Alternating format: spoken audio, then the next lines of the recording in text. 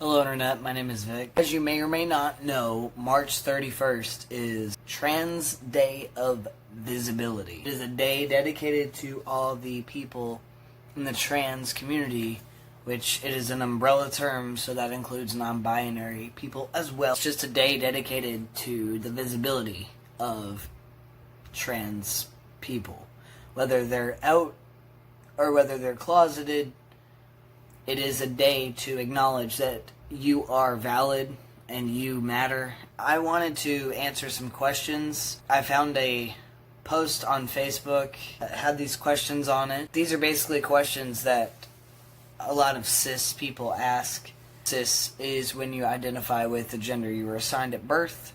Has being trans been an obstacle in your life with friends, family, work, etc.? So with my friends, no. Honestly, there were very few people that I was friends with that were not on board, and I just was like, alright, well, family, yeah. I had some issues at a couple of my jobs. That was the job that I worked when I came out.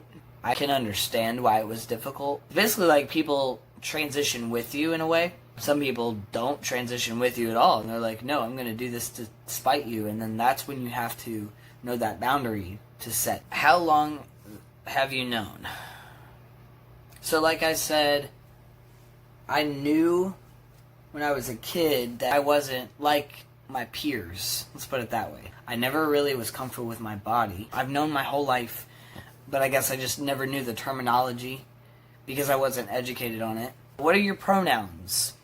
He, him. How did you pick your name? Every time I explain why I went with Vic, they're like, oh, so you just shortened your government. That's making it easy for people. You should pick whatever name you want. I agree. I never used Vic as a nickname in high school or anything. Like, people just would call me my full name. I don't know. I just was like, Vic. I like that. That name it's not very common. There are people out there named Vic. Why would you want to be a guy? I don't even want to be a guy. I am a guy. What does AMAB and AFAB mean? AMAB means assigned male at birth, and AFAB means assigned female at birth. What do you feel like you missed out most in your childhood? There were just things that I wanted to do that my parents were always just like, no, you don't need to be doing that. That's for boys. But I still swam and stuff, but I was never fully comfortable in like a bathing suit, and I always felt like people were like looking at my body, and I didn't like that because I wasn't comfortable with my body. So then I switched to wearing like trunks and a t-shirt. What has been your favorite part about transitioning so far? I think my favorite part is making my updates. At the very beginning, I really recorded a lot, and I saved all that, and I'm glad I did it because now I can actually look back and I have something to look back on. So I think that's my favorite part, is the fact that I've documented it and I'm still continuing to document it, and I know I'm going to have something to look back on and see my progress all lined out, timelined. I'm glad I'm keeping up with it. What worries you most as a trans person? So this has definitely changed within the last year. I was worried more about my safety than I was about other trans folks' safety. I was very selfish in the beginning. Further I got into my transition, the more educated I got, the more I started to branch out and watch trans women talk about things that they deal with on a daily. I think it really opened my eyes.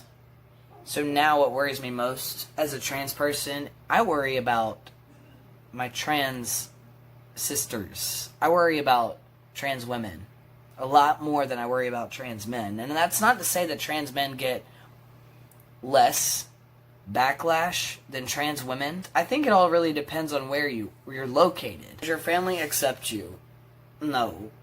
Not even having a discussion, just arguing over this. They will never see me as a man. I can't make them accept me. And that's just how it's going to have to be. It is what it is. A couple years ago, this would tear me apart. Now, I can't do anything about it, so it is what it is. How has transitioning changed your life? Transitioning has alleviated so much crippling dysphoria and crippling anxiety that I am actually able to socialize and function in society as an adult-ish and not have this crippling weight is like constant. Am I enough? Am I passing? Do people see me as male? Do people know? When they know, do they constantly think about it? None of that anymore. That has been the most life-changing, perspective-changing thing that has happened to me. This is the best thing that I've ever done, is transitioning. Best thing. I do not regret a thing about my transition. What has surprised you most about transitioning? How much it changed my perspective. But I never really knew that it was going to change like that fast. My transition, it's funny transition. But my transition to changing my perspective was so smooth, I didn't even feel it happening. I didn't even fight it. Change is kind of iffy for me. Sometimes I fight change because I don't like change, but I also love change.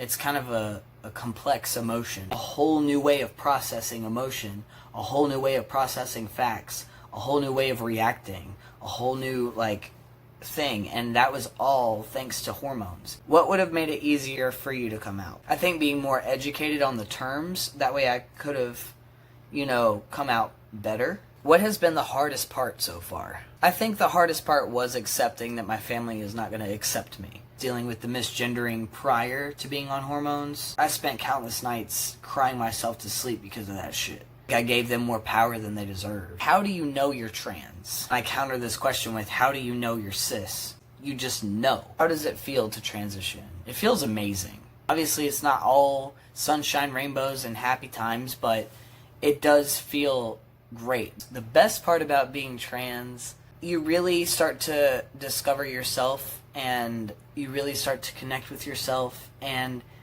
you can help other people who are going through the same thing. We're all a community, and we all stick up for each other and fight for each other. Not all, but a majority.